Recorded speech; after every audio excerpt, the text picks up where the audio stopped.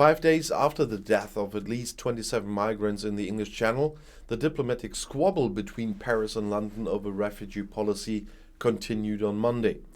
France's Interior Minister Gérald Darmanin called on the British government, led by Prime Minister Boris Johnson, to open legal immigration routes and thereby put an end to death in the English Channel.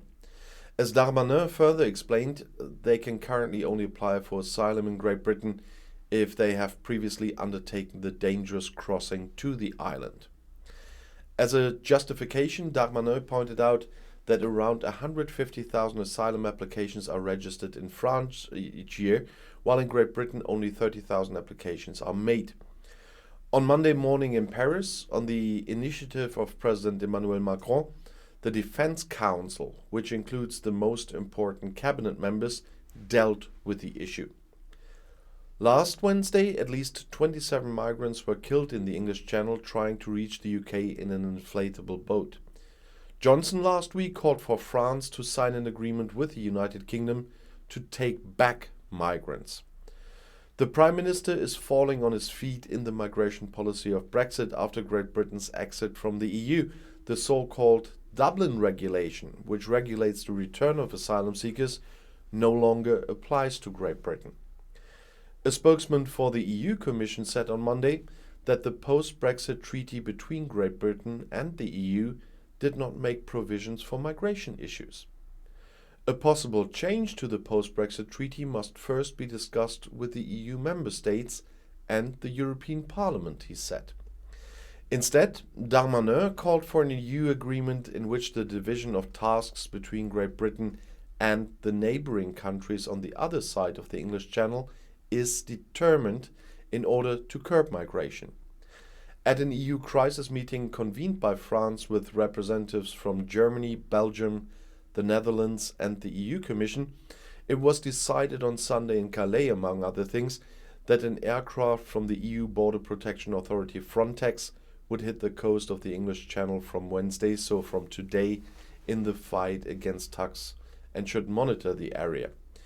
The EU police authority Europol is also to be more closely involved. It remains to be seen whether this will actually prevent refugee boats from leaving the area around Calais even in the winter months.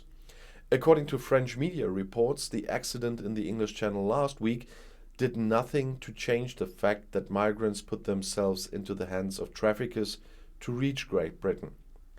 As Luxembourg's Foreign Minister Jean Asselborn told German Deutschlandfunk, it is a fact that the compass of migrants from the Middle East, North Africa or Sudan who have arrived in Europe is currently oriented towards Great Britain, similar to the one for Germany in the 2015 case. According to the Franco-British Le Touquet Agreement of 2004, Paris had committed itself to increasing the control of illegal immigrants. In return, London had promised payments in 62 millions. Asselborn accused the British government of failing to meet these financial obligations toward France.